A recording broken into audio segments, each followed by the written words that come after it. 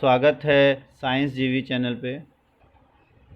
बच्चों, कल हम लेके आए थे CMSTCCS जो एग्ज़ाम होने वाला है आपका 22 सितंबर इसी संडे को, उसके केमिस्ट्री के सारे कॉन्सेप्ट्स आज हम इस वीडियो में फिजिक्स के जितने भी 8th क्लास के कॉन्सेप्ट्स हैं और कौन कौन से चैप्टर से प्रीवियस ईयर्स में क्वेश्चंस आए हैं उन चैप्टर्स को हम थोड़ा सा ब्रीफ में जल्दी से देख लेंगे।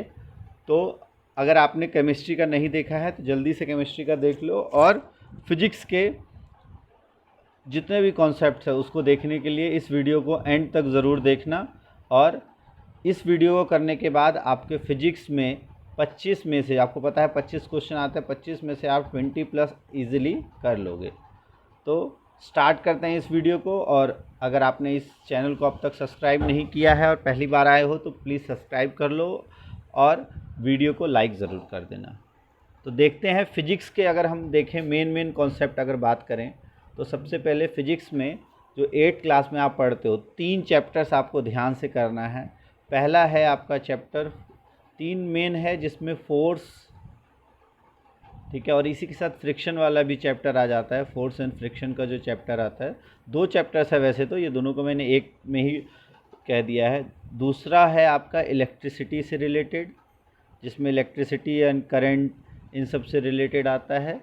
थर्ड जो इम्पोर्टेंट टॉपिक है वो है आपका साउंड, और फोर्थ इम्पॉर्टेंट टॉपिक है लाइट। बस इन्हीं 4 चैप्टर से आपके लगभग 25 नंबर का पेपर बनता है।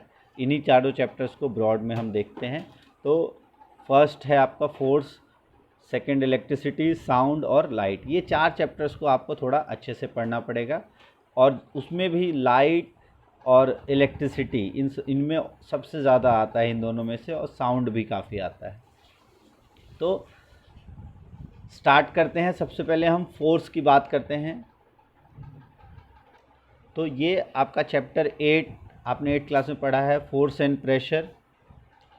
तो इसमें अब जैसे अगर आपने देखा हो तो सबसे पहले आपको फोर्स के बारे में पता होना चाहिए। फोर्स क्या होता है? तो कोई किसी भी प्रकार का पुल और पुश, एनी पुल और push is called force that brings any change, that some kind change in the state of motion of an object, so usually results in change in motion of an object.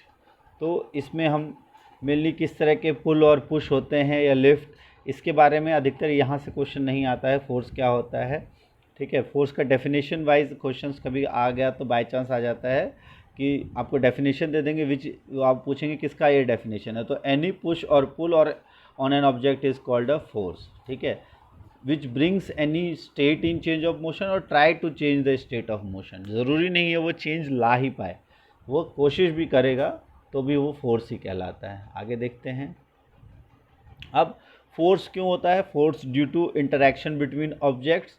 अब उसमें pulling और pushing 2 तरह के forces होते हैं। आपको ये 2 types of force, mainly 2 he types के फोर्स होते हैं, पुलिंग और पुशिंग, ये हमने पढ़ा है। अब उसके बाद जो फोर्स है, इसमें फोर्स का आपको पता है डायरेक्शन, और फोर्स का जो रिजल्टेंट होता है नेट डायरेक्शन वो ऐड हो जाता है, ऐड टू वन अनदर। और डिफरेंस बिटवीन 2 फोर्सेस, तो यहाँ पे एक क्वेश्चन आता है बैलेंस्ड और अनबैलेंस्ड फोर्सेस, जो वैसे तो आपका 9th में कॉन्सेप्ट है बैलेंस्ड और अनबैलेंस्ड फोर्स का, बट यहाँ पे भी पूछ लेते हैं। तो बैलेंस्ड और अनबैलेंस्ड फोर्स क्या होता है कि अगर किसी भी ऑब्जेक्ट का आपको मूवमेंट करवाना है तो आपको किस टाइप का फोर्स लगाना पड़ेगा? तो आपको अनबैलेंस्ड फोर्स लगाना पड़ेगा, तभी कोई ऑब्जेक्ट मूव करता है। अब जो टग ऑफ वॉर है उसमें भी मूवमेंट तभी होगी जब अनइक्वल फोर्स लगेगा, ठीक है। और स्ट्रेंथ ऑफ फोर्स को हम उसके मैग्नीट्यूड से एक्सप्रेस करते हैं। फोर्स का यूनिट आपको पता होना चाहिए। अच्छा, फोर्स का फॉर्मूला क्या होता है? मास इनटू एक्सेलरेशन, ठीक है, ये आपने 9th में पढ़ा है। और यूनिट इसका होता है न्यूटन, ठीक है। और न्यूटन को आप किलोग्राम मीटर पर सेकंड में करते हैं तो क्या हो जाता है? किलोग्राम मीटर पर सेकंड स्क्वायर। ये आपको पता होना चाहिए, यहाँ से क्वेश्चन काफ़ी बार बन जाता है, ठीक है। और ये 2-3 क्वेश्चन आते हैं आपको कि जिस डायरेक्शन में फोर्स अप्लाई करे उसी डायरेक्शन में मूवमेंट हो। तो अगर आप किसी गाड़ी को मान लो धक्का दे रहे हो तो जिस डायरेक्शन में धक्का दोगे, या किसी भी ऑब्जेक्ट को अगर आप पुश कर रहे हो तो उसी डायरेक्शन में होता है। तो in the direction of movement और डायरेक्शन ऑफ फोर्स जब हो तब आपका जो फोर्स है वो पॉजिटिव आ जाता है। अब उस केस में एक आपका अगर हम देखें, आपको क्वेश्चन पूछते हैं कि एक ऐसा एग्जांपल देना है जहाँ पर फोर्स जिस डायरेक्शन में अप्लाई किया गया, मूवमेंट उसके अपोजिट डायरेक्शन में हो। तो वो आप एग्जांपल ले सकते हो, जैसे आप नाव से, अगर आप नाव में देखते हो, नाव में जब आप स्विमिंग करते हो तो स्विमिंग के टाइम पे आप देखते हो कि स्विमिंग में आप फोर्स पीछे की तरफ लगा रहे होते हो, लेकिन आपकी बॉडी जो है वो आगे मूवमेंट करती है। तो स्विमिंग के टाइम पे ये फोर्स आप जिस डायरेक्शन में लगा रहे हो उससे अपोजिट मूवमेंट होती है। सिमिलरली जब आप नाव में रहते हो तो फोर्स आप पीछे की तरफ वाटर पे लगाते हो और नाव आपका आगे की तरफ जाता है। तो इन दो कंडीशंस में फोर्स जो है वो अपोजिट डायरेक्शन में लगता है और मूवमेंट जो है वो अपोजिट डायरेक्शन में होती है। दोनों का डायरेक्शन डिफरेंट होता है, ये आपको ध्यान रखना है। यहाँ से क्वेश्चन मेनली पूछा जाता है फोर्स क्या क्या चेंजेस ला सकता है। तो ये force can change the state of motion, कि 4 तरह से मोशन में चेंजेस आ सकते हैं। पहला, वो रेस्ट से मोशन में ला सकता है और वाइस वर्सा, मतलब उल्टा मोशन से रेस्ट में। दूसरा, उसके डायरेक्शन में चेंज ला सकता है, ठीक है। और थर्ड, उसके स्पीड में चेंज लाया जा सकता है, ये वेलोसिटी जो भी कह लो। तो स्पीड में, डायरेक्शन में और रेस्ट से मोशन में, ये 4, यहाँ पे 2 हो गए ना, रेस्ट से मोशन, मोशन से रेस्ट। तो ये 4 मेन चेंजेस आते हैं। और पांचवा जो फोर्स का वो होता है, वो शेप एंड साइज़ जो है वो किसी भी ऑब्जेक्ट का वो चेंज हो सकता है अगर हम ज़्यादा फोर्स किसी पे अप्लाई करेंगे, ठीक है। तो ये 5 मेन इफ़ेक्ट्स होते हैं फोर्स के, इसके बारे में आपको पता होना चाहिए। यहाँ से उतना ज़्यादा क्वेश्चन नहीं आता है, जो आपके मेन क्वेश्चन आते हैं वो अभी इसमें बता दिए गए हैं, ठीक है। और द स्टेट ऑफ मोशन क्या होता है, speed and the direction is described by speed and direction of motion. और स्टेट ऑफ रेस्ट का मतलब होता है जब is considered to be state of zero speed, अगर ज़ीरो स्पीड है तो उसी को हम कहते हैं स्टेट ऑफ रेस्ट। और object may be on in rest और इन मोशन, और both are its state of motion. तो स्टेट ऑफ मोशन ही होता है, चाहे वो रेस्ट पे हो चाहे मोशन में हो, बट स्टेट ऑफ ज़ीरो हो जाता है, ज़ीरो स्पीड, जब वो रेस्ट पे होता है। ये आपको ध्यान रखना है। फिर फोर्स कैन, ये हमने पढ़ लिया, force can change the size of an object, ये सब यहाँ से इतना इम्पोर्टेंट नहीं है। हाँ, फिर टाइप्स ऑफ फोर्सेस में जो हम पढ़ते हैं, तो कांटेक्ट और नॉन कांटेक्ट फोर्स। तो कांटेक्ट फोर्स में सबसे पहला आ जाता है मस्कुलर फोर्स, जो आप अपने मसल से किसी भी चीज़ को फोर्स लगाते हो तो मस्कुलर फोर्स उसे कहते हैं। जैसे अगर आपको बैग उठाना है, तो स्कूल बैग को उठाना है, बकेट ऑफ वाटर को उठाना है, एक रस्सी के हेल्प से भी चाहे आप उठाओ, लेकिन उसमें आप अपना मस्कुलर फोर्स का इस्तेमाल करते हो। तो जो मसल्स की वजह से आपके फोर्स लगता है, that force is known as the muscular force. The action of muscles, the force is caused by the action of muscles in your body. Similarly जब आप इनहेल एक्सहेल करते हो, वहाँ भी किस तरह का आपका मस्कुलर फोर्स ही होता है। आपका जो लंग्स है वो एक्सपैंड करता है जब आप, और कॉन्ट्रैक्ट करता है जब आप इनहेल करते हो एक्सहेल के टाइम पे। तो यहाँ पे भी आपका मसल्स का मूवमेंट होता है, वहाँ भी एक तरह का फोर्स लगता है, मस्कुलर फोर्स। ये आपको पता होना चाहिए। फिर एनिमल्स भी मस्कुलर फोर्स के थ्रू ही, जो हम अलग अलग बुलक कार्ट्स में हॉर्सेस, डोंकीज, कैमल्स का इस्तेमाल करते हैं, उन सब में भी एनिमल्स जो है वो अपने मस्कुलर फोर्स का ही इस्तेमाल करते हैं। फिर ये एक कॉन्टैक्ट फोर्स में मस्कुलर फोर्स था। सेकेंड है फ्रिक्शन। फ्रिक्शनल फोर्स क्या है, वो एक तरह से अपोजिट डायरेक्शन में, ये नेगेटिव फोर्स की कैटेगरी में आ जाता है इसमें, कि जो हमेशा अपोजिट डायरेक्शन में वर्क करता है। जिस डायरेक्शन में आपका मूवमेंट होता है उसके अपोजिट डायरेक्शन में ये फोर्स वर्क करता है, ठीक है। और ये हमेशा चेंज करता है state of motion of object का, और इसको फोर्स ऑफ फ्रिक्शन कहते हैं। जैसे friction between water and boats bring it to the stop when stop rowing. हाँ, अगर आप बोट में हो और आप रोइंग करना बंद कर देते हो तो बोट अपने आप रुक जाता है। तो वो किसकी वजह से, वाटर के फ्रिक्शन की वजह से। या कोई भी अर्थ पे आप कोई, मान लो बॉल आपने रोल किया, वो अपने आप धीरे धीरे रुक जाएगा ड्यू टू फ्रिक्शन। तो फ्रिक्शन से हमेशा ऑब्जेक्ट का जो मोशन है वो ऑब्स्ट्रक्ट होता है, एक नेगेटिव डायरेक्शन में वर्क करता है। तो ये अगर क्वेश्चन पूछा जाए आपका, which force always act in negative direction, तो इसका आंसर हो जाएगा फ्रिक्शनल फोर्स। ओके, उसके बाद नेक्स्ट है नॉन कॉन्टैक्ट फोर्स। तो इसमें सबसे पहला आता है मैग्नेटिक फोर्स, क्योंकि मैग्नेट में आप बिना कॉन्टैक्ट के भी फोर्स अप्लाई हो जाता है। और फिर इसमें 2 होता है, एक रिपल्शन और एक एट्रैक्शन ये आपने पढ़ा है। रिपल्शन सेम पोल, अगर नॉर्थ नॉर्थ और साउथ साउथ के बीच में है तो रिपल्शन होगा, और अपोजिट नॉर्थ साउथ या वैसा वर्सा इसके बीच में क्या होगा, एट्रैक्शन। तो दो तरह के फोर्स होते हैं, रिपल्शन और एट्रैक्शन। तो ये नॉन कॉन्टैक्ट फोर्स में मैग्नेटिक फोर्स, मैग्नेटिक की बात होता है इलेक्ट्रोस्टैटिक फोर्स। इलेक्ट्रोस्टैटिक फोर्स जो है वो कब होता है, जब किसी चार्ज बॉडी के द्वारा किसी चार्ज और अनचार्ज बॉडी पे फोर्स एक्सर्ट किया जाता है, उसको हम कहते हैं इलेक्ट्रोस्टैटिक फोर्स। और ये फोर्स कब प्ले आता है, और जब कोई भी एक ऑब्जेक्ट चार्ज हो या अपोजिटली चार्ज हो, नेगेटिवली चार्ज हो, तब ये फोर्स जो है वो काम में आता है। तो यहाँ से आपको ध्यान रखना है, जैसे एक स्ट्रॉ को अगर आप रब कर देते हो इलेक्ट्रोस्टैटिक चार्जर से, या रब with a sheet of paper, तो उसके ऊपर स्ट्रॉ जो है वो चार्ज हो जाता है, ये आपको ध्यान रखना है। और बहुत बार आपसे पूछा जाता है कि ग्लास रॉड के ऊपर कौन सा चार्ज आता है, तो रॉड के ऊपर पॉजिटिव, और जिस क्लॉथ से उसको रब किया जाता है उस क्लॉथ के ऊपर नेगेटिव चार्ज आता है, ये आपको ध्यान रखना है। एक क्वेश्चन यहाँ से पूछ लेते हैं कि रॉड के ऊपर हमेशा आप ध्यान रखना, रॉड के ऊपर पॉजिटिव और जो क्लॉथ है उसके ऊपर नेगेटिव चार्ज आता है। ये आगे वैसे नेक्स्ट क्लास में आप पढ़ोगे, लेकिन बस इसका इतना सा ध्यान आप रख लो। अगला है ग्रेविटेशन फोर्स। ग्रेविटेशनल फोर्स जो अर्थ के द्वारा या किसी भी दो ऑब्जेक्ट के बीच कोई भी अट्रैक्शन फोर्स लगता है उसको हम कहते हैं ग्रेविटेशनल फोर्स, लेकिन अर्थ के द्वारा जो हम कहते हैं उसे हम ग्रेविटी कहते हैं, ये आप ध्यान रखना।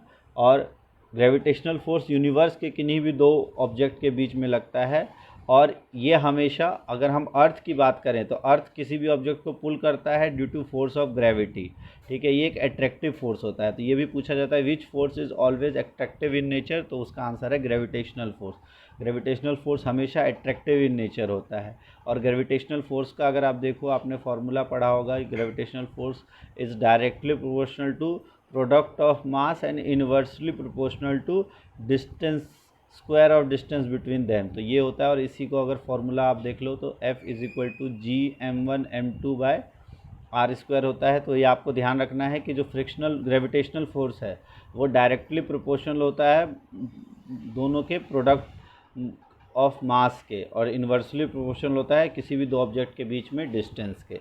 ये आपको पता होना चाहिए। और इसके प्रोपोर्शनलिटी साइन हटाने के लिए हम ग्रेविटेशनल कांस्टेंट का इस्तेमाल करते हैं, वो आप 9th में आपने पढ़ा होगा। ग्रेविटी की अगर हम बात करें तो ये जी स्मॉल जी की वैल्यू कितनी हो जाती है, 9.8 मीटर पर सेकेंड स्क्वायर। ये एक्सेलरेशन ड्यू टू ग्रेविटी हो जाता है, अर्थ के कारण जो एक्सेलरेशन होता है फ्री फॉल में, उसका ये वैल्यू होती है एक्सेलरेशन ड्यू टू ग्रेविटी। बहुत बार आपसे पूछ लेते हैं, इसकी वैल्यू 9.8 मीटर पर सेकेंड स्क्वायर होता है। फिर नेक्स्ट है प्रेशर। इसमें जो अब नेक्स्ट टॉपिक है वो प्रेशर। अब प्रेशर का आपको फॉर्मूला क्या होता है, फोर्स अपॉन एरिया, ठीक है। और जितना आपका एरिया कम होगा, अगर हम बात करें प्रेशर जो है वो इन्वर्सली प्रोपोर्शनल टू एरिया होता है, ठीक है, और डायरेक्टली प्रोपोर्शनल टू फोर्स होता है। तो एरिया अगर बढ़ेगा तो प्रेशर कम लगेगा, एरिया कम होगा तो प्रेशर ज़्यादा लगेगा। और फोर्स के लिए डायरेक्टली हो जाता है, जितना प्रेशर फोर्स लगेगा उतना ही ज़्यादा प्रेशर जनरेट होगा। तो force per unit area is called pressure, ठीक है। इसकी यूनिट क्या होगी प्रेशर की, फोर्स की क्या यूनिट होती है न्यूटन, और एरिया की होती है मीटर स्क्वायर। तो ये हो जाएगा न्यूटन पर मीटर स्क्वायर, और इसकी यूनिट एक पास्कल भी होती है, ये भी आप ध्यान रखना।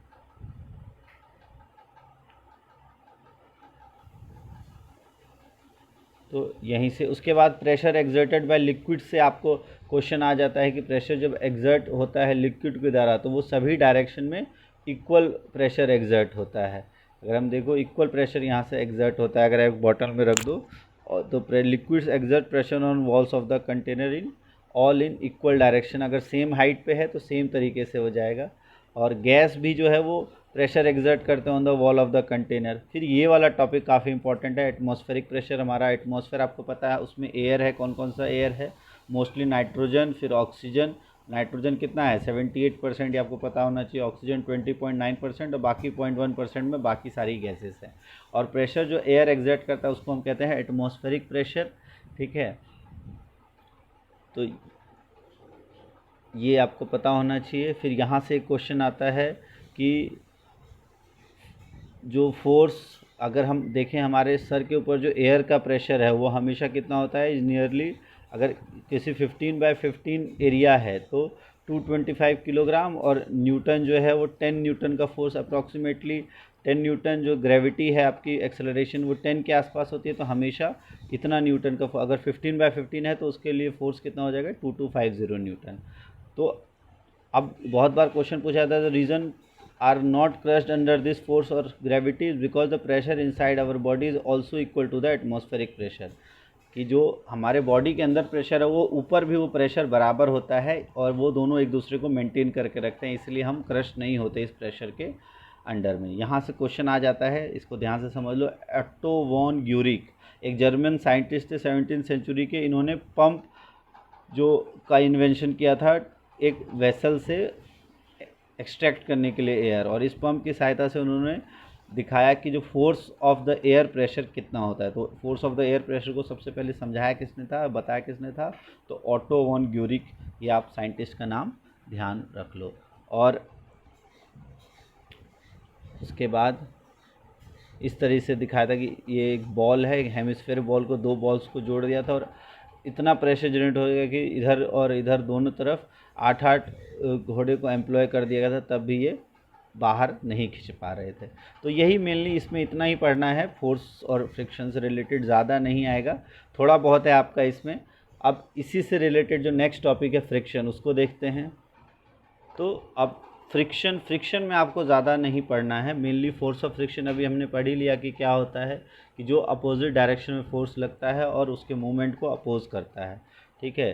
तो the force opposes the motion of the force of friction always opposes the applied force, ये आपको ध्यान रखना है। फैक्टर्स क्या क्या होते हैं, तो एक तो सरफेस आपका कैसा है उसके ऊपर डिपेंड करता है कि फ्रिक्शन कितना लग रहा है, ठीक है। और इसमें जो फ्रिक्शन कब कॉज होता है, तो यहाँ से क्वेश्चन आता है कि व्हेन इरेगुलरिटीज़ होती है दो सरफेस के बीच में जो कांटेक्ट में है, तब फ्रिक्शन कॉज होता है, और जितनी ज़्यादा इरेगुलरिटीज़ होगी उतना ही ज़्यादा फ्रिक्शन होगा। फिर फ्रिक्शन को बढ़ाने और घटाने के लिए आप क्या कर सकते हो, तो वही सरफेस को स्मूथ करोगे तो आप फ्रिक्शन कम होगा, सरफेस को आप रफ़ करोगे तो फ्रिक्शन बढ़ जाएगा। इसके बारे में हमने पढ़ा था। फिर फ्रिक्शन के बारे में इससे इतना ज़्यादा नहीं आता। फ्रिक्शन में जो आपको ध्यान रखना है, जैसे मैच स्टिक से जो मैच स्टिक है वो क्यों जल जाता है, तो ड्यू टू फ्रिक्शन, यहाँ से क्वेश्चन आ जाता है, ठीक है। ये हमारे जो सोल्स हैं वो क्यों वेयर एंड टियर हो जाते हैं हमारे शूज़ के, that is also due to friction, यहाँ से ये क्वेश्चन आता है। दूसरा है आपका इंक्रीज़ करना है, ये क्वेश्चन पूछा जाता है कि टायर्स में ग्रूव्स क्यों बनाए जाते हैं, तो to increase the friction between the road and tyres. Similarly जो आपके शूज़ हैं उनके सोल्स पे भी इस तरह से मार्किंग की जाती है टू इंक्रीज़ द फ्रिक्शन। और जब हमको रिड्यूस करना है, जैसे कैरम में हम पाउडर डालते हैं तो वहाँ रिड्यूस हो जाता है। ये जो मशीन्स है उसके बीच में हम ग्रीस डालते हैं, ग्रीस भी क्या करता है, फ्रिक्शन को रिड्यूस करता है। तो फ्रिक्शन रिड्यूस करने से एफिशिएंसी बढ़ जाती है। तो ऑयल, ग्रीस, ग्रेफाइट इसका अप्लाई किया जाता है किसी के बीच में फ्रिक्शन को रिड्यूस करने के लिए। फिर उसके बाद कुछ ऐसे सब्सटेंस जो रिड्यूस करते हैं फ्रिक्शन को, उसको कहा जाता है लुब्रिकेंट्स, और मशीन्स में हम इस्तेमाल करते हैं। ये लुब्रिकेंट्स क्या करते हैं, दो सरफेस के बीच को स्मूथ बना देते हैं, और स्मूथ सरफेस होगा तो आपको पता है फ्रिक्शन कम से कम लगेगा। फिर मेनली जो इसमें आता है कि टाइप्स ऑफ फ्रिक्शन, तो 3 तरह के फ्रिक्शन होते हैं। एक होता है आपका स्लाइडिंग फ्रिक्शन जो दो सरफेस पे लगता है, एक होता है आपका रोलिंग फ्रिक्शन,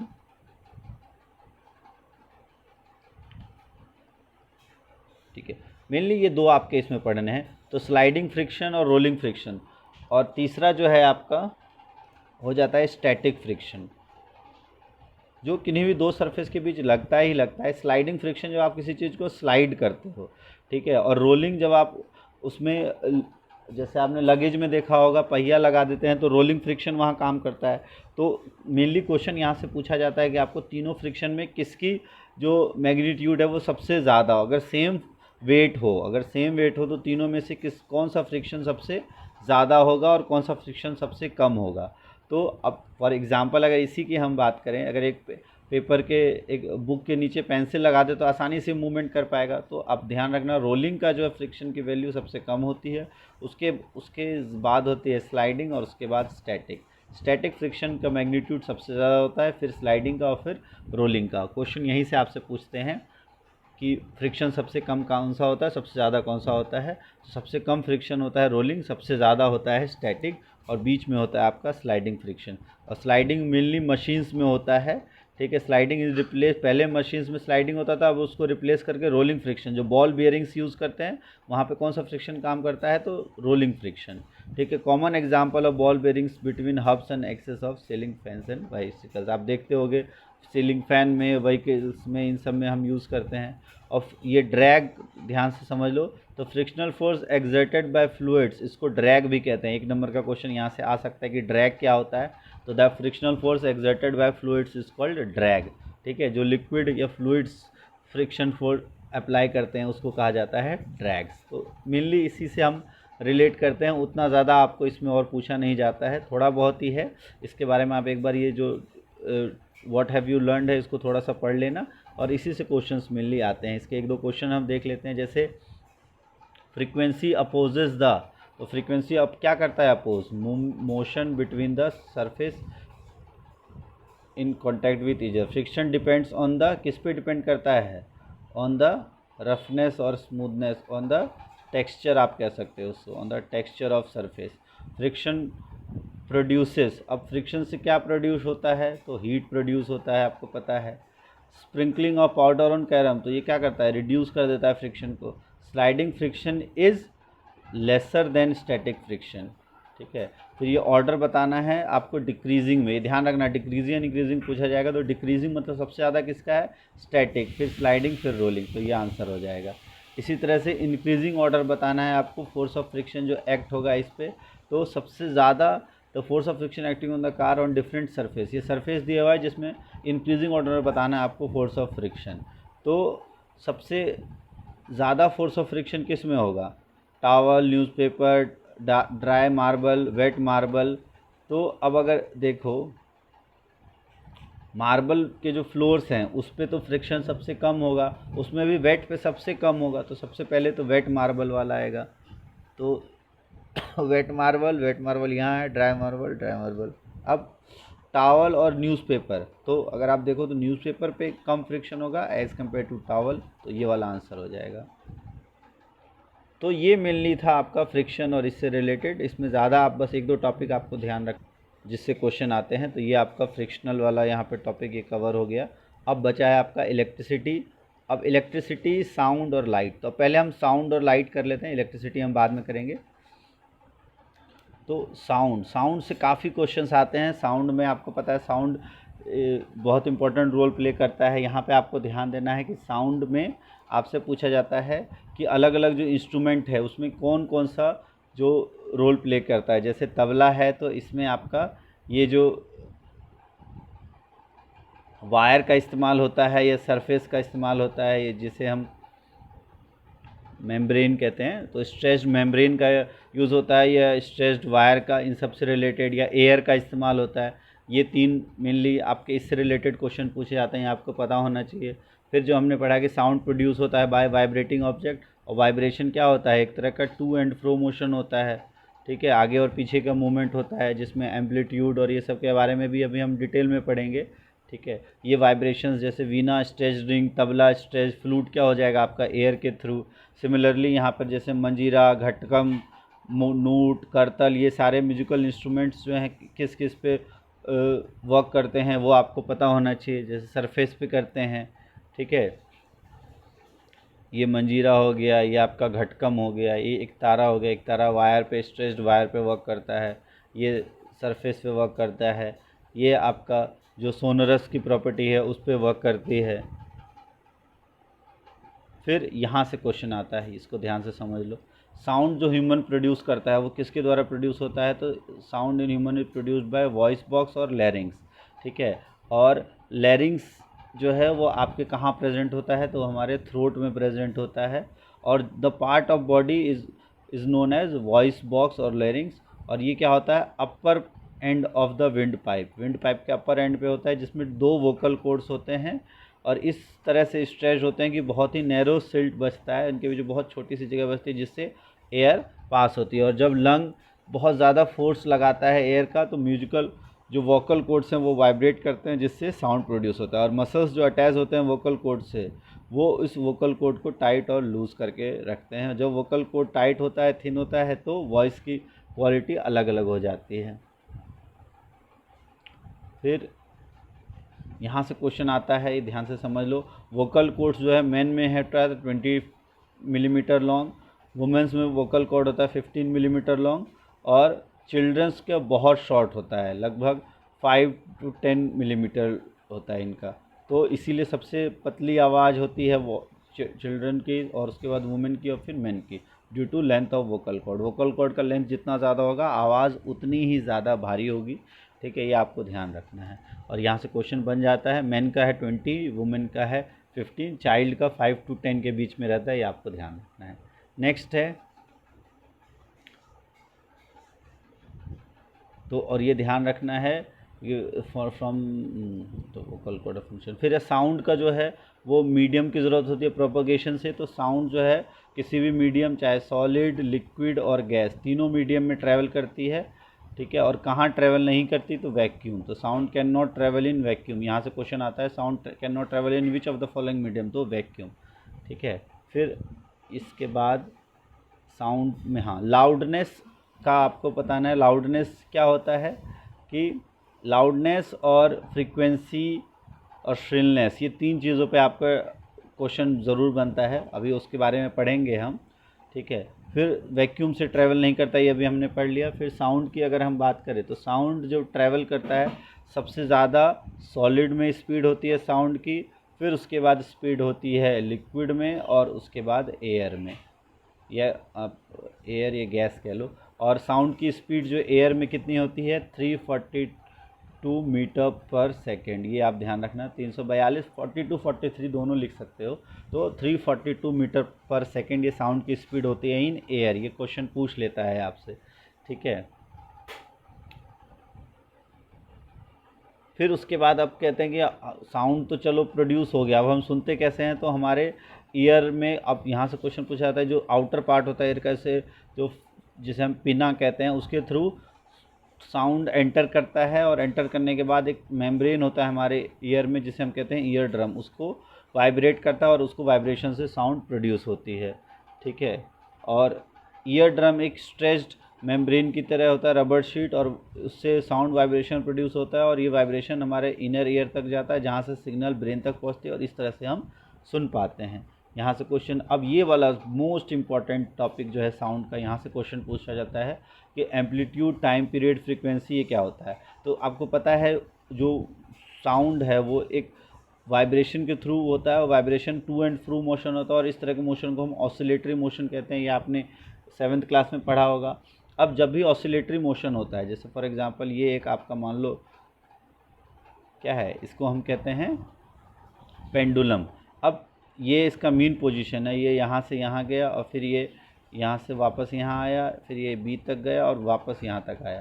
तो ये यहाँ से यहाँ जाना, इसको अगर ये यहाँ से स्टार्ट करते हैं, तो यहाँ से यहाँ जाना, फिर यहाँ जाना, और वापस यहाँ आना, ये एक साइकिल कंप्लीट करता है। तो इसे हम कहते हैं वन ऑसिलेशन। और वन ऑसिलेशन करने में जितना टाइम लगता है उसे कहा जाता है टाइम पीरियड। ठीक है, time period, the time required to make one oscillation. और एक सेकेंड में जितनी ऑसिलेशन होता है उसको कहा जाता है frequency. The number of oscillations पर सेकेंड इज कॉल्ड फ्रीक्वेंसी। और इसका यूनिट आप ध्यान रखना, फ्रीक्वेंसी की यूनिट होती है हर्ट्ज़। तो 1 हर्ट्ज़ का मतलब होता है 1 ऑसिलेशन इन 1 सेकेंड, और 20 हर्ट्ज़ का मतलब होता है 20 ऑसिलेशन इन 1 सेकेंड। और नॉर्मल जो पेंडुलम होता है, एक आइडियल पेंडुलम का जो टाइम पीरियड कितना होता है, 2 सेकेंड्स का। ये आपका क्वेश्चन बहुत बार आ जाता है कि एक आइडियल पेंडुलम का टाइम पीरियड कितना होता है, तो 2 सेकेंड्स का। फिर एम्पलीट्यूड और फ्रीक्वेंसी, दो इंपॉर्टेंट प्रॉपर्टीज़ होती है साउंड की, यहाँ से आपको पता होना चाहिए। तो लाउडनेस और पिच। लाउडनेस होता है कि आपकी आवाज़ कितनी प्रबल है, कितना इफ़ेक्ट आपका, कितना ज़ोरदार आवाज़ है। और पिच आपका बताता है उसकी श्रिलनेस, कि कितना आपका श्रिल है आवाज़। तो लाउडनेस डिपेंड करता है एम्पलीट्यूड पे, और पिच डिपेंड करती है फ्रीक्वेंसी पे। ये आपको ध्यान रखना है। ठीक है, यहाँ से क्वेश्चन, हाँ, अब यहाँ से एक क्वेश्चन आ जाता है कि लाउडनेस जो है वो प्रोपोर्शनल होता है किसके, स्क्वायर ऑफ द एम्पलीट्यूड के। तो ये आप ध्यान रखना, स्क्वायर ऑफ द एम्पलीट्यूड। तो लाउडनेस जो है वो एम्पलीट्यूड के स्क्वायर पे डिपेंड करता है। तो अगर आपसे क्वेश्चन में पूछ लिया जाए कि एम्पलीट्यूड अगर 2 टाइम्स होगा तो लाउडनेस कितने टाइम्स हो जाएगा, तो लाउडनेस 4 टाइम्स हो जाएगा, क्योंकि 2 का स्क्वायर क्या हो जाता है 4। तो इस तरह के क्वेश्चन पूछा जाता है। लाउडनेस 2 टाइम्स तो एम्पलीट्यूड 2 टाइम्स तो लाउडनेस 4 टाइम्स। ठीक है, तो loudness of sound is proportional to the square of the amplitude of the vibration producing the sound. ये आप ध्यान से यहाँ से समझ लो। फिर है for example the amplitude becomes twice the loudness increases by a factor of 4। और लाउडनेस को हम एक्सप्रेस करते हैं किसमें, डेसिबल में। और ये कुछ साउंड है, यहाँ से क्वेश्चन आ जाता है कि कितना साउंड प्रोड्यूस होता है। नॉर्मल ब्रीदिंग होता है 10 डेसिबल, विस्पर जो हम करते हैं वो 30 डेसिबल, नॉर्मल कन्वर्सेशन हम 60 डेसिबल पे करते हैं, ट्रैफिक जब बिज़ी होता है तो 70 डेसिबल, और फैक्ट्री से जो आवाज़ आती है 80 डेसिबल। और 80 डेसिबल से ज़्यादा की जो साउंड होता है उसे हम उसके ज़्यादा की जो नॉइस या साउंड है वो पेनफुल हो जाता है। और लाउडनेस किस पे डिपेंड करता है, एम्पलीट्यूड पे। अगर एम्पलीट्यूड ज़्यादा होगा वाइब्रेशन का तो साउंड जो प्रोड्यूस होगा वो ज़्यादा लाउड होगा, एम्पलीट्यूड कम होगा तो साउंड फीबल होगा, आवाज़ धीरे होगी। और फ्रीक्वेंसी जो है वो आपको बताता है श्रिलनेस, कि आवाज़ कितनी पतली है, कितनी वो है तीखी आवाज़ आप कह सकते हो। और वाइब्रेशन जितनी हायर होगी साउंड उतना श्रिल होगा, और पिच भी उतनी हायर होगी। और फ्रीक्वेंसी जो है वाइब्रेशन की अगर लोअर होगी तो साउंड की लोअर पिच होगा। जैसे ड्रम वाइब्रेट करता है तो उसकी फ्रीक्वेंसी लोअर होती है, लेकिन सीटी जब बजाते हो तो उसकी फ्रीक्वेंसी जो है वो काफ़ी तेज़ होती है। ठीक है, तो बर्ड एक हाई पिच साउंड प्रोड्यूस करता है, वहीं लायन जो है एक लो पिच रोर। तो यहाँ से क्वेश्चन आता है रोर में क्या लो पिच होता है या हाई पिच, तो लो रोर जो दहाड़ता है शेर उसमें लो पिच होता है, और जो बर्ड है चिड़िया जो चहचहाती है उसमें हाई पिच साउंड होता है। तो हायर जितना होगा, और विसल में हायर पिच होता है, ड्रम में लोअर पिच होता है, ये आपको ध्यान रखना, यहाँ से क्वेश्चन आता है। फिर यहाँ से के भी काफ़ी क्वेश्चन आता है ऑडिबल इनऑडिबल साउंड्स। ठीक है, तो जो साउंड हम सुन सकते हैं तो वो फ्रीक्वेंसी पे डिपेंड करता है। तो आपको पता है, हमने पढ़ा है जो ह्यूमन ईयर के लिए 20 हर्ट्ज से 20,000 हर्ट्ज। ठीक है, 20 हर्ट्ज जो है 20 हर्ट्ज से कम का साउंड हम नहीं सुन सकते। ठीक है, उसे हम इनऑडिबल कहते हैं। 20 हर्ट्ज से कम का, less than 20 hertz is called inaudible. फिर 20 हर्ट्ज से 20,000 हर्ट्ज या 20 किलो हर्ट्ज जो है वो ऑडिबल होता है, और ग्रेटर देन 20,000 भी इनऑडिबल हो जाता है। कुछ एनिमल्स, यहाँ से क्वेश्चन आता है, कुछ एनिमल्स जो है वो ज़्यादा फ्रीक्वेंसी तक सुन सकते हैं, उसका एग्जांपल है डॉग्स। तो डॉग्स में एबिलिटी होती है जो कि 20,000 हर्ट्ज से ज़्यादा की सुन सकते हैं। पुलिस हाई फ्रीक्वेंसी विशल्स का यूज़ करते हैं जो कि डॉग सुन सकता है बट ह्यूमंस कैन नॉट।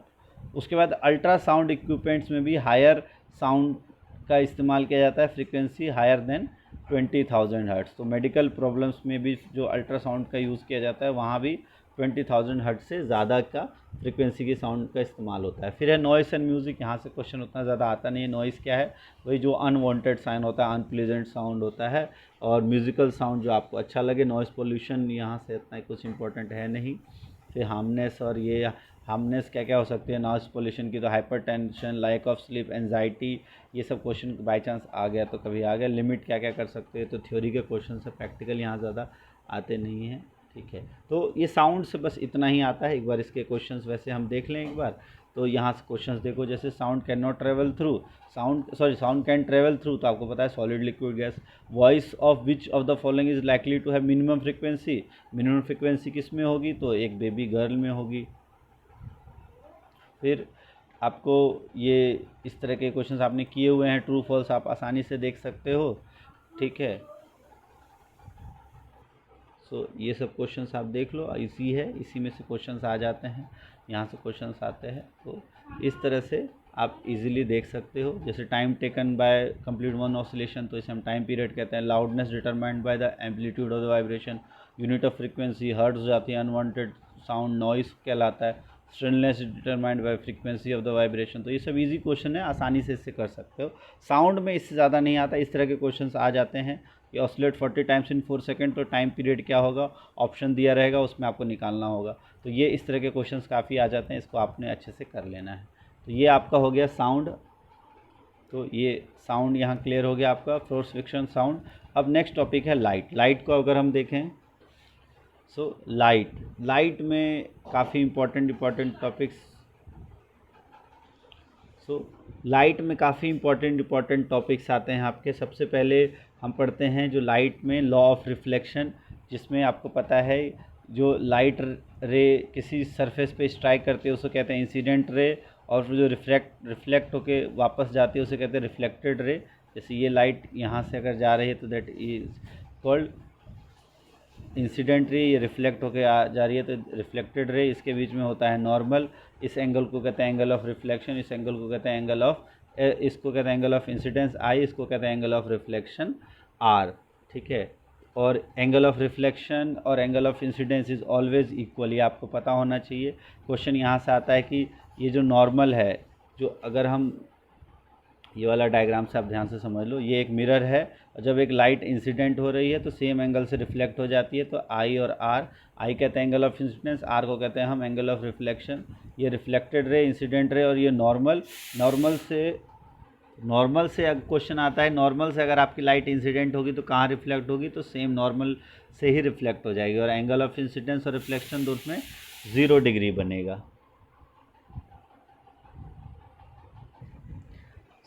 ये आपको पता होना चाहिए, एंगल ऑफ इंसिडेंस जितना होगा एंगल ऑफ रिफ्लेक्शन उतना ही होगा, और वापस लाइट सेम टकरा के जब आएगी, जब एंगल आई और एंगल आर ये 0 के बराबर हो जाएगा। ठीक है, और सेम चली जाएगी अगर एंगल आई और एंगल आर 90 डिग्री होगा, ये आपको पता होना चाहिए। अगर मिरर के अलॉन्ग हो जाएगी तो एंगल आई और एंगल आर दोनों 90 डिग्री हो जाएगा, और 0 डिग्री का जब होगा तो नॉर्मल के एस्पेक्ट में लाइट जब इंसिडेंट करेगी। फिर उसके बाद जो सेकेंड लॉ ऑफ रिफ्लेक्शन में सेकेंड पॉइंट होता है, the incident ray normal at the point of the incidence and reflected ray all line same plane, ये अनदर लॉ ऑफ रिफ्लेक्शन है। 2 पॉइंट होते हैं, पहला एंगल ऑफ रिफ्लेक्शन और angle of incidence is always equal to angle of reflection, ये angle always equal होता है, और ये तीनों पॉइंट ये और ये तीनों एक ही प्लेन में लाई करते हैं। ये 2 लॉ हैं लॉ ऑफ रिफ्लेक्शन में। फिर उसके बाद लेटरल इन्वर्जन, यहाँ से क्वेश्चन पूछा जाता है कि जो मिरर में इमेज बनती है उसमें जब लेफ़्ट और राइट एक्सचेंज हो जाते हैं उसको क्या कहते हैं, तो लेटरल इन्वर्जन। तो किसी भी मिरर में जो इमेज बनती है वो लेटरली इन्वर्टेड इमेज बनती है। और अच्छा, इमेज के 2 टाइप्स होते हैं, पहला है रियल, और रियल इमेज हमेशा क्या होती है, इन्वर्टेड, ये आपको ध्यान रखना है। रियल इमेज हमेशा इन्वर्टेड या उल्टी होगी। और दूसरा होता है आपका वर्चुअल इमेज हमेशा क्या होती है, इरेक्ट या सीधी। तो सीधी इमेज जो होगी वो हमेशा वर्चुअल होगी, और जो रियल इमेज होगी वो हमेशा इन्वर्टेड या उल्टी होगी। फिर टाइप्स ऑफ रिफ्लेक्शन देखें तो 2 तरह के रिफ्लेक्शन होते हैं, जब सरफेस स्मूथ हो तो रेगुलर रिफ्लेक्शन, और जब सरफेस स्मूथ ना हो तब होता है डिफ्यूज रिफ्लेक्शन या इर्रेगुलर रिफ्लेक्शन। ये आपका है रेगुलर रिफ्लेक्शन, जो सरफेस स्मूथ है, पैरेलल लाइज आ रही है, पैरेलली रिफ्लेक्ट हो रही हैं। और अगर हम बात करें, अगर यहीं पे इर्रेगुलर सरफेस होगी तो इसे कहते हैं इर्रेगुलर रिफ्लेक्शन। नेक्स्ट यहाँ आता है एक आपका, जैसे आपको पता है जो मून को हम देखते हैं, मून भी क्या करता है, सन की लाइट को रिफ्लेक्ट करता है हमारी तरफ, तब हम उसको देख पाते हैं। लेकिन मून का अपनी कोई लाइट नहीं होती, तो कुछ ऑब्जेक्ट जिनकी अपनी लाइट होती है उनको हम कहते हैं ल्यूमिनस ऑब्जेक्ट्स, और जो शाइन करते हैं दूसरे ऑब्जेक्ट्स को, तो जैसे सन की लाइट मून पे पड़ के तब हम तक आती है तो हम मून को कहते हैं इल्यूमिनेटेड ऑब्जेक्ट्स। और जिनकी खुद की लाइट होती है जो हमारे आंखों तक पहुंचती है, that objects are called luminous object. जैसे sun, fire, flame of a candle, electric lamp, ये सब क्या होता है, ल्यूमिनस ऑब्जेक्ट्स। लेकिन जो मून है वो किस तरह का ऑब्जेक्ट होता है, it is called illuminated object. यहाँ आपको ध्यान रखना है, यहाँ से क्वेश्चन बनता है, इल्यूमिनेटेड ऑब्जेक्ट्स और ल्यूमिनस ऑब्जेक्ट्स का डिफरेंस और क्या क्या एग्जांपल्स हैं वो आपको पता होने चाहिए। फिर अगर हम देखें रिफ्लेक्टेड लाइट दोबारा रिफ्लेक्ट हो सकता है तो होगा, तो मल्टीपल इमेजेस बनती है। और जैसे आप देखते होंगे शेविंग के लिए जब जाते हैं हम सलून में तो वहाँ पर 2 मिरर्स आपस में लगती हैं और बहुत सारी मल्टीपल इमेजेस बनती हैं। और मल्टीपल इमेजेस जो बनती हैं वो अलग अलग एंगल के कारण बनती है, और कितनी इमेजेस बनेंगी और कितना एंगल होगा वो किस पे डिपेंड करता है। और यहाँ आपको एक कॉन्सेप्ट ध्यान रखना है कि 2 मिरर्स कितनी इमेज बनाएंगे, उसका फॉर्मूला होता है n = 360/θ। थीटा जो 2 मिरर्स के बीच में एंगल होता है उसको हम कहते हैं थीटा, और जैसे अगर दो मिरर मान लो पैरेलल रखी हैं तो पैरेलल इनके बीच में एंगल हो गया 0 डिग्री, तो किसी के बीच में भी 0 रखोगे तो क्या हो जाएगा, इनफाइनाइट आ जाएगा ना। तो अगर जो सेविंग, अगर आप सलून जाते हो, दो मिरर्स पैरेलल रखें और उसके बीच में कोई ऑब्जेक्ट है तो कितनी मल्टीपल इमेजेस बनेंगी, तो इनफाइनाइट इमेजेस बनेंगी। लेकिन अगर दो मिरर्स हैं उनको मान लो 60 डिग्री पे रखा है इन दोनों मिरर्स के, और इसके बीच में कोई ऑब्जेक्ट है और ये 60 डिग्री है, तो कितनी बार रिफ्लेक्शन होगा, ये कितने मल्टीपल इमेजेस बनेंगे। तो अगर 60 डिग्री रखते हो तो n = 360/60, तो 6 इमेजेस बनेंगे। तो ये आपको ध्यान रखना है, नंबर ऑफ़ इमेजेस और एंगल्स के बीच का ये रेशियो होता है। Number of images formed is 360/थीटा। Theta is number angle between the two mirrors. Two mirrors के बीच में जो एंगल होता है उसको कहते हैं थीटा, और कितने इमेजेस वो फॉर्म होंगे वो इस फॉर्मूला से हम डिटरमाइन करते हैं। यहाँ से क्वेश्चन आता ही आता है। और जो अलग अलग पैटर्न से हम इस्तेमाल करता है, एक हमारा इंस्ट्रूमेंट है, इसको हम कहते हैं कलाइडोस्कोप, जो बहुत सारे पैटर्न्स बनाने के लिए इस्तेमाल करते हैं। नंबर ऑफ़ इमेजेस फॉर्म होते हैं जो एक पर्टिकुलर एंगल पर रखे जाते हैं। ये आपने बनाया भी होगा, इससे रिलेटेड क्वेश्चन भी होता है। फिर है सनलाइट की, अगर हम बात करें तो सनलाइट आपने देखा होगा कि 7th क्लास में कि सनलाइट अलग अलग कलर्स, जो वाइट कलर हमको दिखाई देता है लेकिन वो 7 अलग अलग कलर से मिलकर बनता है। एक्चुअल में तो इनफाइनाइट कलर्स होते हैं, बट एक बैंड हमको ओवरऑल देखे तो 7 कलर का बैंड दिखाई देता है, जिसे हम कहते हैं विबग्योर। और जब उसको हम एक डिस्क पे लगा देते हैं अलग अलग 7 कलर्स, जिसमें हम violet, indigo, blue, yellow, orange, red, इन सबको अगर घुमाएं, और ये डिस्क को कहा जाता है न्यूटन डिस्क। ये आप ध्यान रखना, इसको कहते हैं न्यूटन डिस्क। और न्यूटन डिस्क को अगर आप घुमाते हो तो ये कैसा इमेजेस बनेगा, ये कैसा दिखाई देगा, ये दिखाई देगा वाइट। ठीक है, ये क्वेश्चन पूछा जाता है, विबग्योर, न्यूटन डिस्क, वाइट, ये वाला। ठीक है, फिर उसके बाद यहाँ से क्वेश्चन इतना ही आता है। फिर आँखों के अंदर कहाँ होता है, आँखों के अंदर लाइट कहाँ जाती है। अच्छा, जो ये स्लिट के थ्रू अगर आप देखो, जो 7 लाइट में वाइट कलर की लाइट 7 पार्ट्स में जो डिवाइड होती है, अगर हम प्रिज्म के थ्रू उसको लेके जाएं तो उसको हम कहते हैं डिस्पर्जन। क्या कहते हैं, डिस्पर्जन। रेनबो भी एक नेचुरल फिनोमेना है जिसमें डिस्पर्जन शो होता है। डिस्पर्जन का एक नेचुरल फिनोमेना है रेनबो। रेनबो में भी 7 कलर्स दिखाई देते हैं, इसको कहते हैं डिस्पर्जन ऑफ लाइट। अब अगर हम देखें हमारे आँखों में, यहाँ आई के पार्ट्स और आँखों से क्वेश्चन आता है, जो आउटर कोट होता है आई का वो वाइट होता है और इट प्रोटेक्ट करता है interior from the I accident. और एक ट्रांसपेरेंट फ्रंट पार्ट होता है, उसको हम कहते हैं कॉर्निया। कॉर्निया से ही लाइट एंटर करता है। कॉर्निया के पीछे एक मसलकुलर स्ट्रक्चर होता है जिसको हम कहते हैं आइरिस, और आइरिस में स्मॉल ओपनिंग होती है प्यूपिल। प्यूपिल से ही लाइट कितना अमाउंट में एंटर करेगा वो कंट्रोल करता है, और प्यूपिल के साइज़ को कंट्रोल करता है आइरिस। और iris is the part where eye gives its distinctive colour. जो आई के अलग अलग कलर होते हैं वो किसके कारण होते हैं, आइरिस के कारण। तो अगर किसी की ग्रीन आई है तो क्या अलग है उसके में, तो आइरिस का कलर जो है वो ग्रीन है। तो कॉर्निया से लाइट एंटर करता है, ट्रांसपेरेंट पार्ट होता है। फिर उसके बाद जो प्यूपिल है, प्यूपिल अमाउंट ऑफ लाइट को कंट्रोल करता है। अगर लाइट ज़्यादा चाहिए तो प्यूपिल थोड़ा बड़ा हो जाएगा, और अगर लाइट कम चाहिए तो प्यूपिल छोटा हो जाता है। फिर उसके बाद अगर हम कहें, जो आइरिस है वो कंट्रोल करता है प्यूपिल के साइज़ को, और आइरिस के कलर के कारण ही आई का अलग अलग कलर होता है। और आइरिस अमाउंट ऑफ लाइट कितना एंटर करेगा, प्यूपिल का साइज़ चेंज करके उसको कंट्रोल करता है। तो अमाउंट ऑफ लाइट को भी कंट्रोल करने का काम आइरिस में ही इसमें दिया हुआ है, और प्यूपिल का साइज़ को भी कंट्रोल यही करता है। ये जो ये है ये आपका प्यूपिल है, और ये आपका आइरिस है, जो ये दिखता है आपको आइरिस। ठीक है, तो और लेंस होता है उसके पीछे, जहाँ इमेजेस बनती है उसको हम कहते हैं रेटिना। और एक ऑप्टिक नर्व होता है जहाँ से कि इंफॉर्मेशन ब्रेन तक पहुँचती है। ठीक है,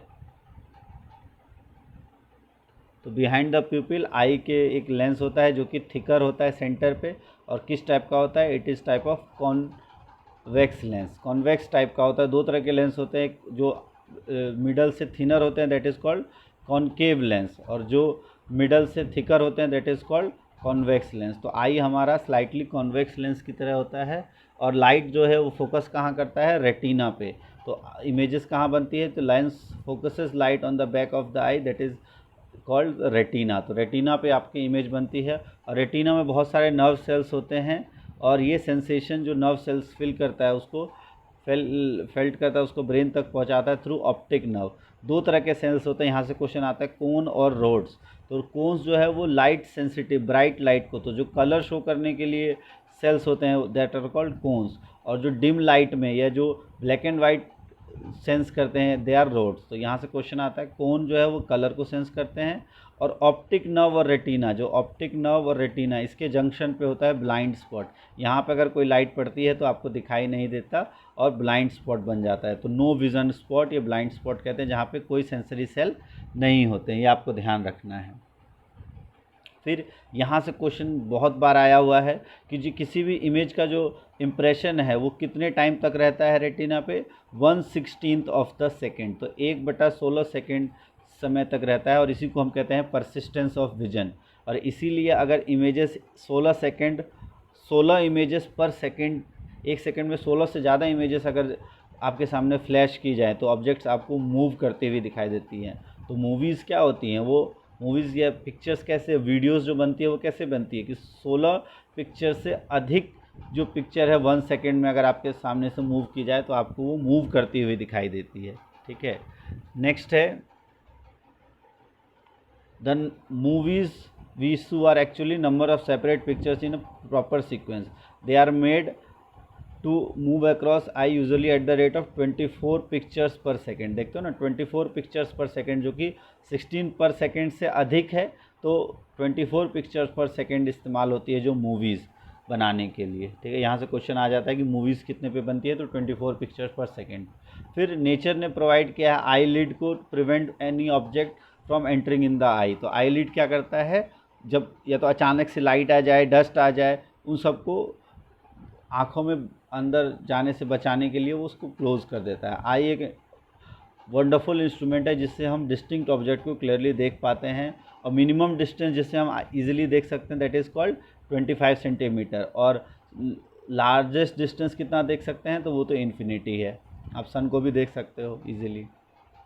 तो जो लार्जेस्ट डिस्टेंस या लॉन्गेस्ट डिस्टेंस जो हम देख सकते हैं जिसे हम कहते हैं फार पॉइंट, तो फार पॉइंट कितना होता है हमारे आई का, उसको वो होता है इन्फिनिटी। और नियर पॉइंट कितना होता है जो नॉर्मल आई कंफर्टेबली देख सकता है, दैट इज़ कॉल्ड 25 सेंटीमीटर। हम 25 सेंटीमीटर से कम की भी चीज़ों को देख सकते हैं, बट थोड़ा सा हमको आई को स्ट्रेन देना पड़ेगा। नॉर्मल कंफर्टेबल होकर हम 25 सेंटीमीटर से कम की ही देख पाते हैं। फिर उसके बाद ओल्ड एज में जो है आई फॉगी हो जाता है, और उसका कारण होता है लेंस जो है क्लाउडी हो जाता है, इसी को हम कहते हैं कैटरैक्ट, इसको कहा जाता है कैटरैक्ट। और धीरे धीरे लॉस ऑफ विजन भी हो जाता है। इसको जो ओपेक लेंस है उसको रिमूव करके नया आर्टिफिशियल लेंस भी इंसर्ट किया जाता है। अब आई का केयर कैसे करना है, ये सब सूटेबल स्पेक्टिकल्स, ये सबसे क्वेश्चन उतना नहीं आता है। हाँ, फिर एनिमल्स की जो आई है उनका भी अलग अलग शेप होता है। आइज़ ऑफ क्रैब काफ़ी स्मॉल होता है। ठीक है, यहाँ से क्वेश्चन उतना ज़्यादा नहीं आता है। फिर ये आपको ध्यान रखना है कि कौन सा नाइट में इजीली देख पाता है, तो आउल जो है वो नाइट में इजीली देख पाता है, डे में नहीं देख पाता। दूसरी तरफ काइट, ईगल ये दिन में देख सकते हैं, रात में नहीं देख सकते। ऑयल में आउल जो है उसमें लार्ज कॉर्निया होता है और लार्ज प्यूपिल होता है, ताकि लाइट जो है वो ज़्यादा से ज़्यादा एंटर करे।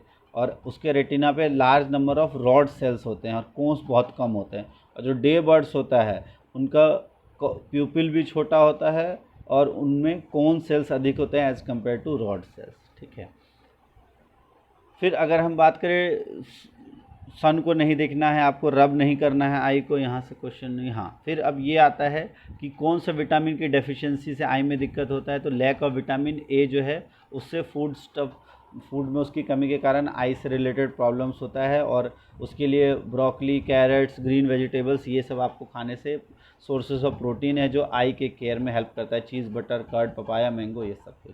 फिर विजुअली इम्पेयर्ड पर्सन से रिलेटेड यहाँ से क्वेश्चन आ जाता है ब्रेल वाला, कि ब्रेल की डिस्कवरी किसने की थी, तो लुई ब्रेल ने इसकी डिस्कवरी की थी। ये क्या होता है, एक तरह का 63 डॉट्स पैटर्न होता है जो कि ब्लाइंड कैंडिडेट्स को कॉम्बिनेशंस होते हैं इसमें लेटर्स के, कॉमा, वर्ड्स। जैसे हम हिंदी या इंग्लिश हमारे लिए एक लैंग्वेज होता है, उसी तरह से ब्लाइंड लोगों के लिए जो लैंग्वेज होता है जिसमें वो पढ़ सकते हैं दैट इज़ कॉल्ड ब्रेल। और ये स्क्रिप्ट जिसे हम कहते हैं ब्रेल स्क्रिप्ट, और ये किया था लुई ब्रेल ने, जो खुद एक विजुअली चैलेंज थे। ठीक है, इन्होंने 1821 में इसको बताया था। तो जो अगर इस तरह का पैटर्न है, ये सी, ये ए के लिए और ये टी के लिए, तो कैट बन जाता है। तो ये सी के लिए 2 ऐसे ऐसे ऐसे, ए के लिए इस तरह से, टी के लिए इस तरह से, तो ये कैट बन गया। तो इस तरह से आपको ध्यान रखना है, कुछ कुछ सी का ए का टी दिया हुआ है, एंड का इस तरह से, कॉमा का इस तरह से, तो कुछ याद ध्यान रख लो, बाई चांस आ गया एग्जाम में तो आप बता सकते हो। और ये जो प्रेजेंट सिस्टम अडॉप्ट किया 1932 में, ब्रेल कोड जो है वो कॉमन लैंग्वेज, मैथमेटिक्स और साइंटिफिक नोटेशंस भी उसमें होती हैं, कुछ कॉमा, ग्रामेटिकल साइंस, नंबर्स, ये सभी कुछ के कॉम्बिनेशंस इसमें होते हैं। ठीक है, नेक्स्ट आगे अब देखें तो यहाँ पे एक दिया हुआ है आपका हेलेन ए केलर। तो कुछ हेलेन ए केलर की अगर हम बात करें, अच्छा, visually impaired people learn Braille system, और ये सब के बारे में इतना दिया हुआ है, टाइपराइटर। ठीक है, ये हेलेन ए केलर एक अमेरिकन ऑथर और लेक्चरर है और most well known visually challenge person है, और ये साइट अपनी लॉस कर दी थी जब वो 18 मंथ ओल्ड थी, और उसके बाद भी उन्होंने अपनी ग्रेजुएशन कंप्लीट की और बहुत सारी बुक लिखी। उस बुक का एक नाम ध्यान रख लो, स्टोरी ऑफ माय लाइफ आ सकता है। स्टोरी ऑफ माय लाइफ किसने लिखी थी? तो हेलेन ए केलर ने। फिर जो हमारे कंट्री में भी रविंद्र जैन, आपको पता है, जो म्यूज़िक बहुत अच्छा, रामायण में उन्होंने म्यूज़िक दिया था, वो भी विजुअली चैलेंज थे। ठीक है, फिर लाल आडवाणी जो विजुअली इम्पेयर्ड थे, उन्होंने डिसेबल्ड लोगों के लिए और बहुत सारा कुछ काम किया। तो मेनली हेलेन ए केलर का ध्यान रखना, बुक जो है स्टोरी ऑफ माय लाइफ। यहाँ से क्वेश्चन बाय चांस आ गया तो आ गया। फिर यही था हमारा आई के से रिलेटेड, यहाँ से क्वेश्चंस काफ़ी आते हैं, बहुत इंपॉर्टेंट है ये आई वाला चैप्टर। ठीक है, तो ये हमारा यहाँ से लाइट का टॉपिक ख़त्म होता है। इसमें बस थोड़ा सा एक और आप ध्यान रख लेना कि जो मिरर है, कॉनकेव मिरर और कॉन्वेक्स मिरर, कॉनकेव मिरर का यूज़ किस में होता है? तो एज अ शेविंग मिरर में इसका इस्तेमाल करते हैं। ठीक है, और कॉनकेव मिरर का इस्तेमाल मेनली शेविंग मिरर के रूप में होता है कॉनकेव मिरर का, और सोलर फर्नेसेस में भी इसी का इस्तेमाल होता है, सोलर फर्नेस में इसका इस्तेमाल किया जाता है। फिर कॉन्वेक्स मिरर का, और ये चको, इसका हम जो हेडलाइट्स में इस्तेमाल करते हैं, हेडलाइट्स में इसका इस्तेमाल किया जाता है, टॉर्चेस में इसका इस्तेमाल किया जाता है।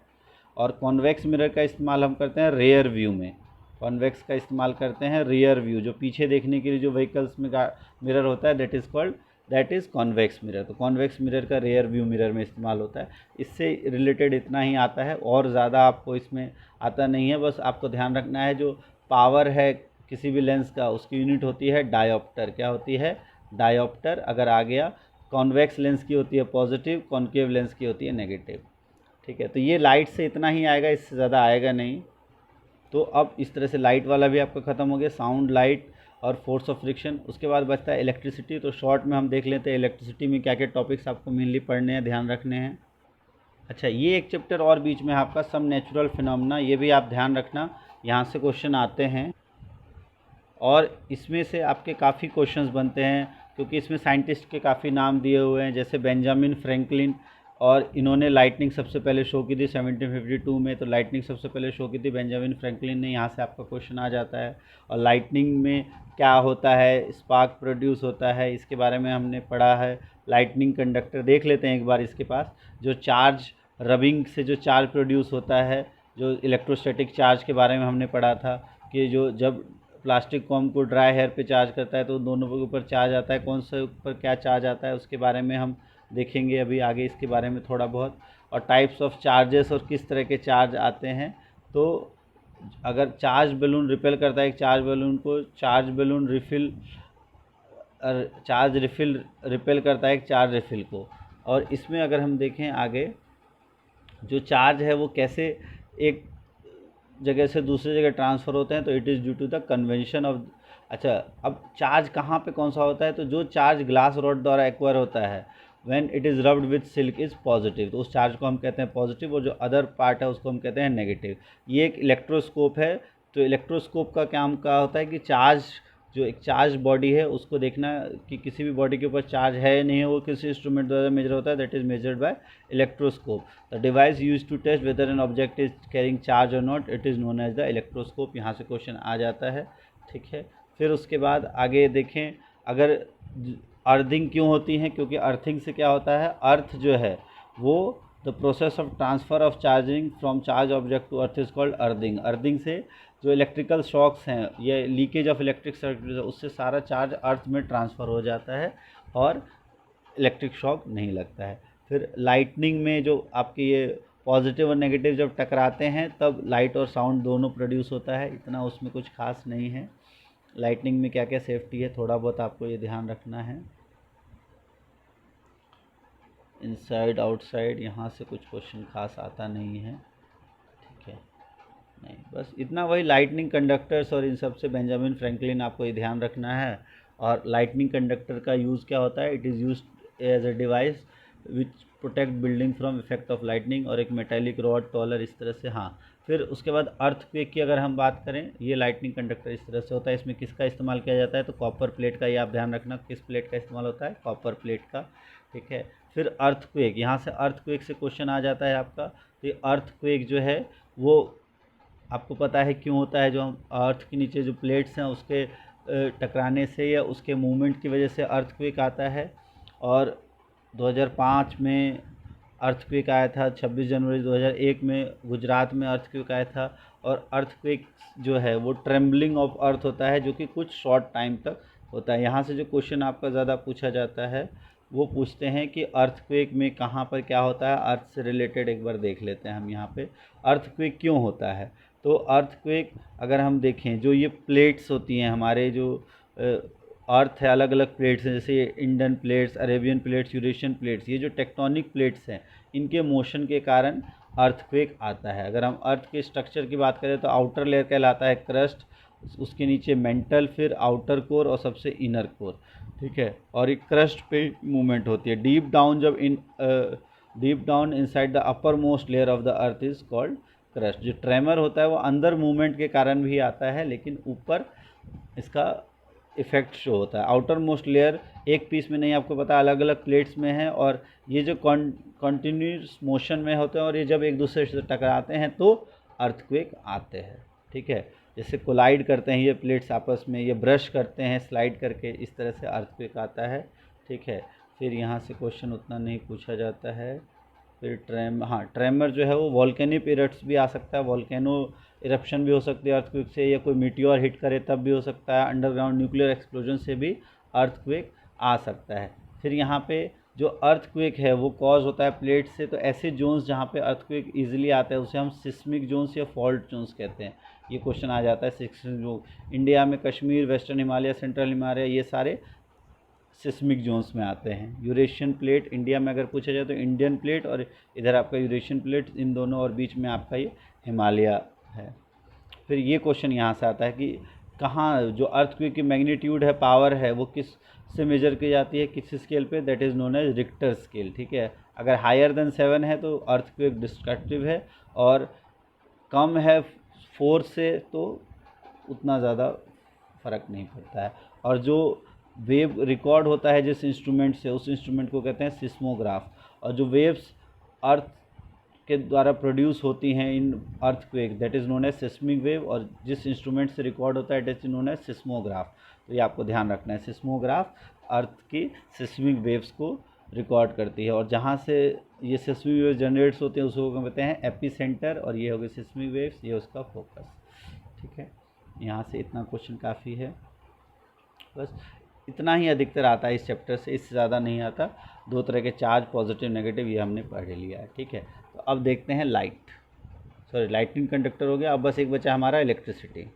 तो इलेक्ट्रिसिटी में हम mainly chemical effect of electric current से थोड़ा बहुत देख लेते हैं इस चैप्टर में क्या क्या है। तो इलेक्ट्रिसिटी आपको पता है कंडक्ट हो सकती है किससे, या तो एसिड से या सॉल्ट से, ठीक है, जो लिक्विड फॉर्म में हो, जिसमें चार्ज इजीली आ जाए। प्योर वाटर से कंडक्ट नहीं हो सकती, या जो आपके नॉन कंडक्टर है जैसे प्लास्टिक, इससे कंडक्ट नहीं हो सकती। पुअर कंडक्टर जो है ये पुअर कंडक्टर है, लेकिन जो मेटल है वो गुड कंडक्टर होता है। अगर हम लाइम वाटर से पास करेंगे तो वो पास हो जाएगा इलेक्ट्रिसिटी, लेकिन अगर हम प्योर वाटर से पास करते हैं तो इलेक्ट्रिसिटी पास नहीं हो पाता, ये हमको पता है। फिर इसमें और इलेक्ट्रिसिटी से रिलेटेड इतना तो और कुछ नहीं है। फिर है आपका इलेक्ट्रिसिटी से उतना ज़्यादा आता नहीं है, आपका थोड़ा बहुत ये आता है, जैसे यहाँ से किस में डिफ्लेक्शन शो होगा, किस में नहीं होगा, इस तरह के क्वेश्चंस यहाँ से। और वीडियो काफ़ी लंबी हो रही है, इसलिए हम ज़्यादा इसको नहीं देख रहे हैं। अच्छा, जो सॉल्यूशन जिससे इलेक्ट्रिसिटी पास होती है उसको हम कहते हैं इलेक्ट्रोलाइट्स, ठीक है, ये आप ध्यान रखना है। और जो इलेक्ट्रिसिटी पास करनी, जैसे वाटर से इलेक्ट्रिसिटी पास करनी है तो 2 रॉड डिप करके रखते हैं, एक को कहते हैं हम कैथोड, एक को कहते हैं एनोड। जो पॉजिटिव चार्ज वाला है उसे हम कहते हैं एनोड, और जो नेगेटिव चार्ज वाला है दैट इज़ कॉल्ड कैथोड। ये आपको ध्यान रखना है, ठीक है। और कंडक्टर जिससे इलेक्ट्रिसिटी पास हो सके, जिससे इलेक्ट्रिसिटी पास ना हो सके दैट इज़ कॉल्ड इंसुलेटर्स, ठीक है। इलेक्ट्रोड्स में 2 होते हैं। यहाँ पे एक क्वेश्चन, ये साइंटिस्ट का नाम है, ये ध्यान समझ लो। तो एक ब्रिटिश केमिस्ट हैं विलियम निकोलसन, इन्होंने शो किया था कि अगर इलेक्ट्रोड्स को इमर्स कर देंगे वाटर में तो करंट्स पास करें तो bubbles of oxygen hydrogen produce होगा। ऑक्सीजन जो प्रोड्यूस होगा वो जो पॉजिटिव टर्मिनल है उस पर प्रोड्यूस होगा, और हाइड्रोजन जो नेगेटिव टर्मिनल है उस पर प्रोड्यूस होगा, ठीक है। तो ऑक्सीजन पॉजिटिव और हाइड्रोजन नेगेटिव के साथ, इसको किसने शो किया था? विलियम निकोलसन, ये आपको ध्यान होना चाहिए, ठीक है। फिर इलेक्ट्रोप्लेटिंग में हम इसी का इस्तेमाल करते हैं, जिसको हम इलेक्ट्रोप्लेटिंग जिस पे करना है, तो आपको जो मेटल है वो किस पे डिपॉजिट होता है? कैथोड पे। तो कैथोड पे हम मेटल को डिपॉजिट कराते हैं, एनोड पे मेटल डिज़ोल्व होता है, ठीक है। ये आपको बताना इस पे। और इलेक्ट्रोप्लेटिंग से अलग अलग इंस्ट्रूमेंट्स बनाए जाते हैं, और जिसमें ये सारे इंस्ट्रूमेंट्स इलेक्ट्रोप्लेटिंग के थ्रू एलॉयज़ बनते हैं, ठीक है। यहाँ पे क्वेश्चन है।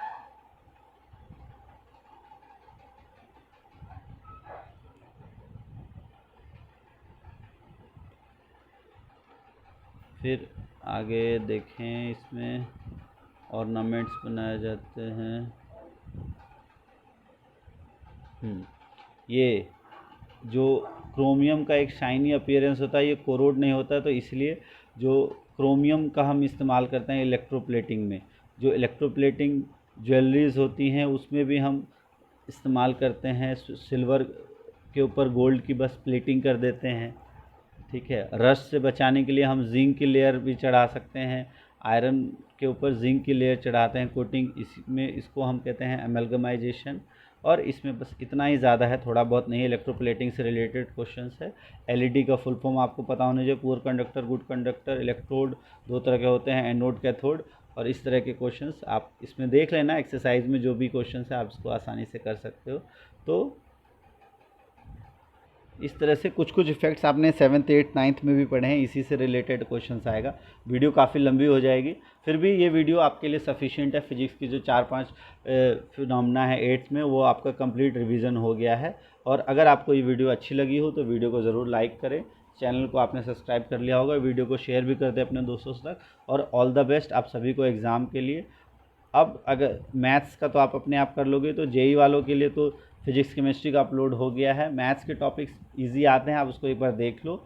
और बायो का अगर आप टाइम मिलेगा तो बायो के भी क्वेश्चंस अपलोड कर देंगे, वरना बायो आसान है, बाकी जो चैप्टर्स बच गए उसको आप इजीली कर लो, बायो आसानी से आपकी हो जाएगी। तो ऑल द बेस्ट एग्ज़ाम के लिए। Thanks for watching science video.